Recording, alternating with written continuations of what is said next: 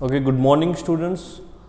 हम लोग फोटोसिंथेसिस के बारे में पढ़ रहे थे। फोटोसिंथेसिस क्या इंट्रोडक्शन है उसका, फोटोसिंथेसिस की क्या नीड है, आज हम लोग डिस्कस करेंगे कि फोटोसिंथेसिस के बारे में डिस्कवर कैसे हुआ, जाना कैसे, कौन कौन से वो स्टेप्स थे, कौन कौन सी वो चीज़ें थी जिसके बारे में धीरे धीरे पता चली, और सबसे पहले किस तरीके से जो है फोटोसिंथेसिस पे वर्क हुआ।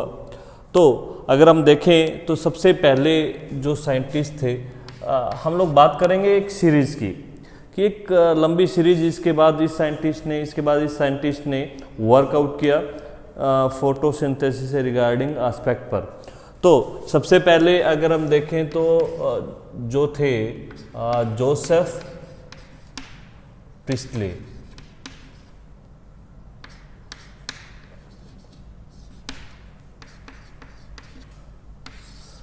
जोसेफ प्रिस्टले ने एक एक्सपेरिमेंट किया। एक्सपेरिमेंट में क्या था, उन्होंने एक ग्लास जार लिया, ओके, और ये ग्लास जार, वेल जार लिया, सपोज लाइक दिस,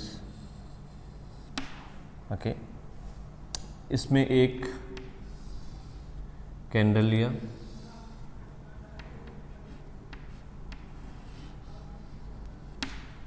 और इसमें एक जो हम लोग कह सकते हैं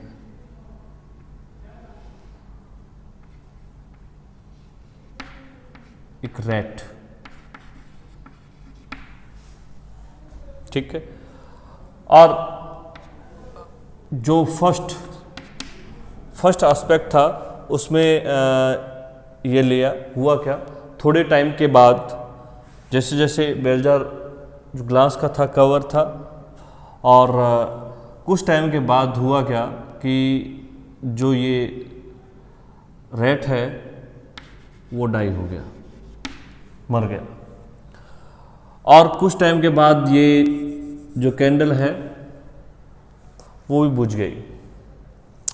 अब ऐसा क्यों हुआ, ऐसा किस लिए हुआ?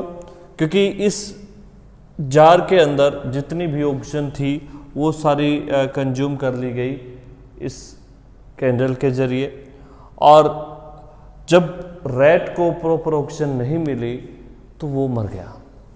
मरने के बाद जो है अल्टीमेटली जब ऑक्सीजन नहीं थी तो कैंडल का भी जलना पॉसिबल नहीं था। हुआ अब ही हम जानते हैं, बट उस वक्त उन्होंने क्या कंक्लूजन निकाला, उसके बाद उन्होंने इसी एक्सपेरिमेंट को दोबारा रिपीट किया, बट अब की बार कंडीशन थोड़ी सी बदल दी। कंडीशन बदल दी यहाँ पर, okay, this is a candle, और ये हमारे पास रैट मान लेते हैं हम लोग,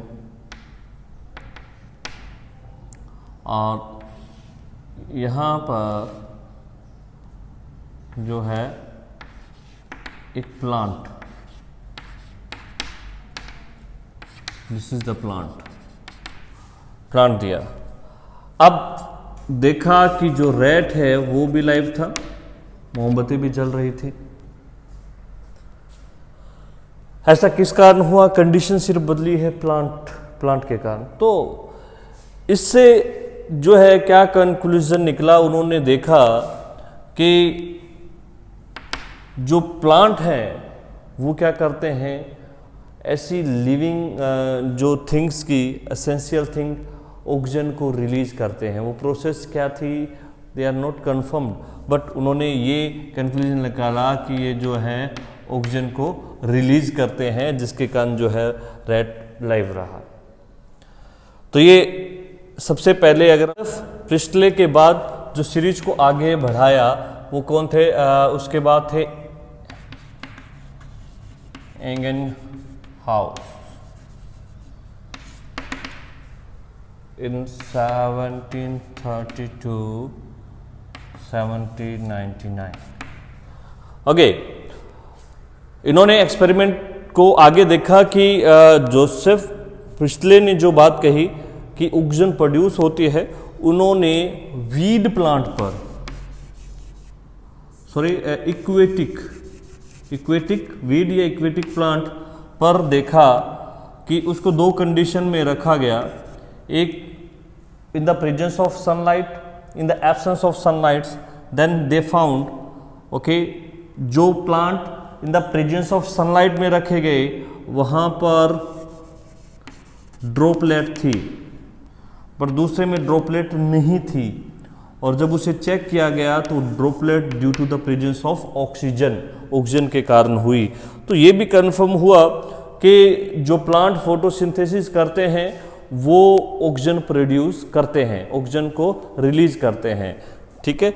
और जब ऑक्सीजन रिलीज करते हैं तो जो कि एक मेन कंटेंट है किसका, फोटोसिंथेसिस का, उसी को जो है आगे की तरफ बढ़ाया।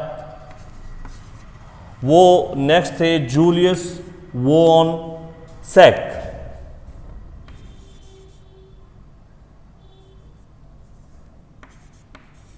Julius von Sachs, okay, Julius von Sachs 1854। उन्होंने क्या किया, जो है मैं इसे यहाँ पर ओके, ही डिस्कवर्ड दैट कि सम सब्सटेंस जिसे हम बोल सकते हैं क्लोरोफिल प्रेजेंट होता है, जो कि किस में होता है, क्लोरोप्लास्ट। यानी ये जहां पर प्रेजेंट होता है वहां पर एक special substance that is starch formation मिलती है। स्टार्च क्या है, ये हम कह सकते हैं दैट इज ग्लूकोज का कॉम्प्लिकेटेड फॉर्म है। Starch that is the food material, it's mean the process of photosynthesis, the end product that is the starch and which is stored and that part which having a chlorophyll and whatever in a chloroplast migrate होता है, वो अलग बात है। But यहाँ पर क्या है, इससे ये चीज़ अप्रूव हो रही है कि यहाँ पर जो फोटोसिंथेसिस, जिन्हें फोटोसिंथेसिस उन्होंने बहुत कंडीशंस में देखा कि प्लांट का जो पार्ट फोटोसिंथेसिस यानी सनलाइट और फोटोसिंथेसिस की सारी कंडीशंस में रखा गया, उसमें स्टार्च फॉर्मेशन मिला। But in the case of in the absence of photosynthesis there would be no formation of the starch, वहाँ पर किसी प्रकार का स्टार्च फॉर्मेशन नहीं मिला। तो इससे ये होता है कि फूड फॉर्मेशन फोटोसिंथेसिस के कारण ही होता है और वो स्टोर होता है जो है स्टार्च के फॉर्म के अंदर स्टोर होता है। ओके, इसी को जो है आगे की तरफ रन करते हैं कि इसे मैं रब करता हूँ। हमारे पास इसी सीरीज़ को हम लोग आगे की तरफ लेकर चलते हैं, जो फोर्थ यानी 3 हो गए ना हमारे पास। तो सबसे पहले हम लोगों ने कौन सा किया है, सबसे पहले जोसेफ प्रिस्टले, फिर एंगलहाउस, जॉन वॉन सैक और 4 नंबर पर हमारे पास है एंगलमैन। Engelmann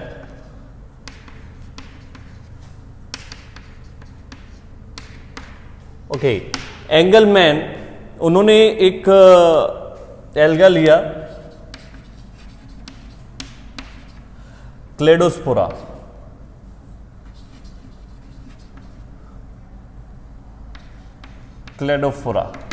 okay.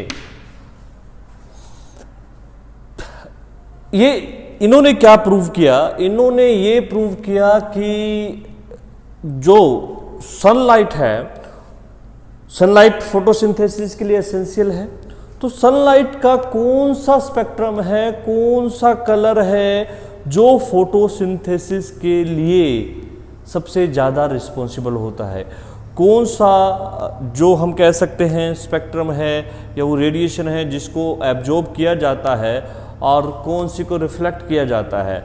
आप लोगों ने देखा होगा कि एक लाइट का एक फिनोमिना होता है डिस्पर्शन, ओके, और जिससे कि प्रिज्म में जब लाइट को गुजारते हैं तो वो अपने 7 कलर्स को शो करता है। आप लोगों ने बहुत अच्छे तरीके से देखा होगा और ये फिजिक्स में आप लोगों को इसके डिटेल के बारे में भी जानना हुआ होगा, ठीक है।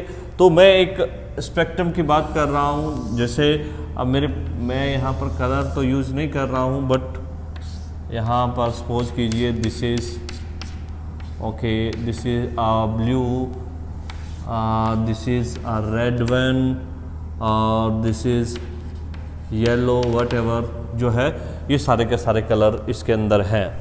अब यहाँ पर देखते हैं हम लोग क्लेडोस्पोरा की क्या खासियत है। ये जो है कलर को रिफ्लेक्ट करके और शो करता है। तो यहाँ पर इन्होंने क्या किया, एक एरोबिक बैक्टीरिया लिए, एरोबिक बैक्टीरिया। एरोबिक बैक्टीरिया क्या होते हैं?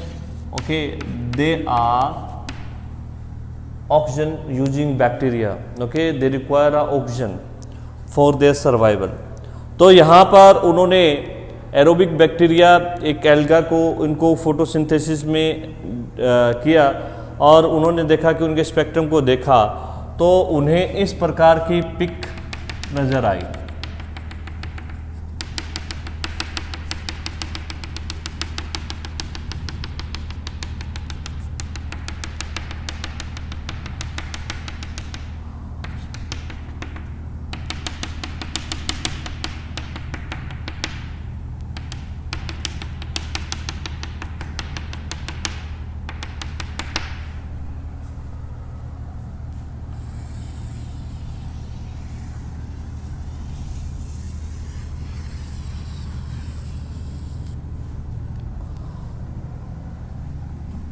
Yellow green.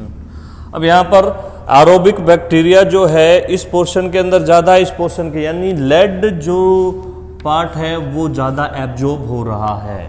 रेड और जो है blue region and red regions, this spectrum is absorb by a plant in the process of photosynthesis, but in the case of yellow and green they are less usable and we can say they are less absorbed.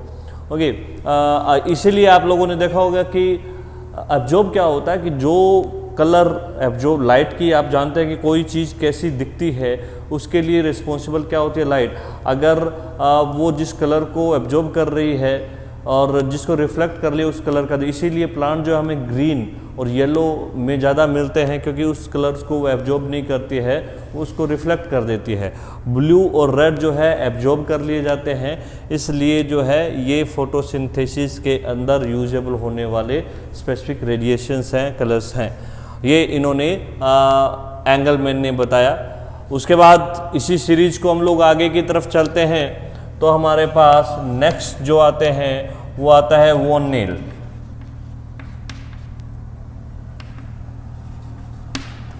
Von nails ने क्या कहा, उन्होंने जो बताया, actually देखिए अगर हम photosynthesis की बात करें, फोटोसिंथेसिस में होता क्या है,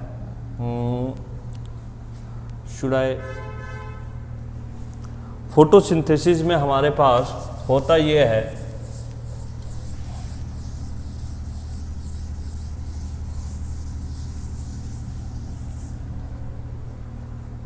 कि फोटोसिंथेसिस है और CO2 plus H2O C6H12O6 plus O2।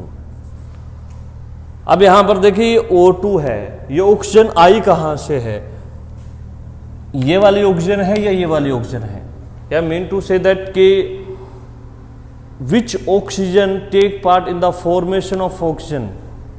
Okay, which oxygen, ये वाली ऑक्सीजन या ये वाली ऑक्सीजन, CO2 से ये ऑक्सीजन आई है या H2O से आई है, क्योंकि ऑक्सीजन तो ऑक्सीजन है, बट किसके डिप्लीशन से, किसकी फॉर्मेशन से जो है ये ऑक्सीजन बनती है, उस पर जो वॉन नेल्स हैं उन्होंने क्या किया, एक एक्सपेरिमेंट किया, इसी फोटोसिंथेसिस को प्रोसेस को दोहराया, बट यहाँ पर H2O, ठीक है ना, H2O की जगह पर उन्होंने क्या कर दिया, H2S। ओके, तब उन्होंने देखा C6H12O6, तो जो गैस निकल रही थी वो कौन सी थी, सल्फर थी। ओके, जब सल्फर गैस निकल रही थी तो इसका मतलब क्या हुआ कि जो ऑक्सीजन है वो कहाँ से आती है, H2O से, ना कि CO2। CO2 की ऑक्सीजन जो है ग्लूकोज फॉर्मेशन में पार्ट करती है, बट H2O की ऑक्सीजन जो है वो ऑक्सीजन प्लांट रिलीज करता है, उसके लिए रिस्पॉन्सिबल होती है। बात यहाँ तक खत्म हो जाती तो और बात थी। इसी एक्सपेरिमेंट को मैं थोड़ा सा आगे बताता हूँ, जो कि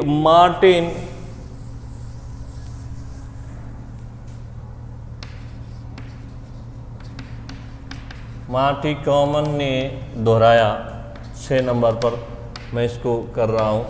उन्होंने क्या किया, ऑक्सीजन का आइसोटोप ले लिया। ऑक्सीजन का आइसोटोप क्या होता है, हम जानते हैं आइसोटोप ऑक्सीजन 16 होता है।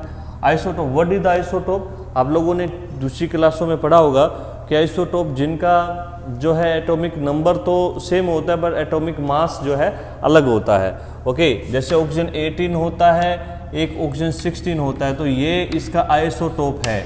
तो ये हैवी वर्जन जो है इन्होंने लिया। उन्होंने एक्सपेरिमेंट किया, जो फर्स्ट यूनिट है उसमें देखा कि पहली बार जब उन्होंने किया कि CO2, ओके, CO2 में जो ऑक्सीजन है वो 18 ली, ओके, और H2O है वो नॉर्मल 16 वाला ही लिया, और C6H12O6 जब उन्होंने ऑक्सीजन को चेक किया तो वो कौन सा था, नॉर्मल ही था, वो नॉर्मल ही था। ये क्या इंडिकेट करता है कि ऑक्सीजन कहाँ से आई है, यहाँ से आई है। बात यहाँ तक खत्म हो जाती तो और बात थी। यहाँ उनको फिर आगे की तरफ बढ़ाया, इन्होंने आगे की तरफ बढ़ाया, अब की बार उल्टा किया। यहाँ पर CO2, ये जो CO2 है ये क्या हुआ, 16 लिया, और यहाँ पर जो H2O है यहाँ पर O जो है 18 लिया, और देखा C6H12O6, और जो ऑक्सीजन बनी वो क्या थी, O18 थी। इससे क्या कंफर्म हो गया कि ऑक्सीजन यहीं से ही आती है, वाटर से आती है, ना कि कार्बन डाइऑक्साइड से आती है। ठीक है, तो ये हमारे पास कुछ एक्सपेरिमेंट थे, एक्सपेरिमेंट की सीरीज थी जो कि फोटोसिंथेसिस के रिगार्डिंग हुए।